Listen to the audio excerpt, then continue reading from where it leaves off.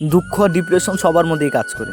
তবু নিজের চোখে জিনিসগুলো আনন্দ যদি কাটানো যায় তাহলে ক্ষতি কিসের? তো আজকে ভাই বোন সবাইকে মিলে আর কি একটু চায়ের আড্ডা বলতে পারো, একটু মজা বলতে পারো। দিনগুলো কীরকম এক এক করে সব কিছুই পিছনে চলে যাচ্ছে আর কি। তো সেই দিনগুলো যদি সামনে যেগুলো ঘটছে এগুলো যদি আমরা চাই তাহলে কিন্তু উপভোগ করতে পারি এবং স্পেশাল বানাতে পারি।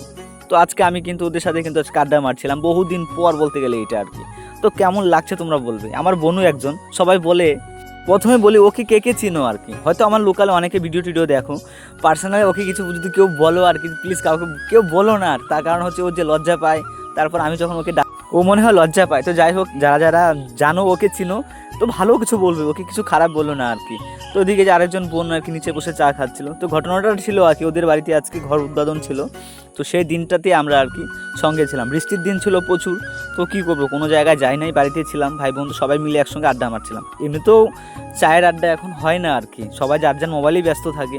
তো সুন্দর একটা দিন তোমাদেরকে প্রেজেন্ট করে দেখালাম, কীরকম লাগলো অবশ্যই কিন্তু বলবে, কিন্তু ভুলে যেও না। আর দেখো চা নিজের থেকে ঢেলে যে খাচ্ছে আর কি, মনে হচ্ছে একটা ফিলটাই আলাদা আর কি। তো গ্রামের পরিবেশের সঙ্গে আর কি সুন্দর একটা তোমাদের ভিডিও প্রেজেন্ট করালাম। একটু কমেন্ট করে জানাবে না কীরকম হচ্ছে না হচ্ছে আর কি। আমার ফলোয়ার্স কিন্তু এখন কিন্তু অনেক, এবং সবাইকে অসংখ্য অসংখ্য ধন্যবাদ ও ভালোবাসা রইল আমার তরফ থেকে।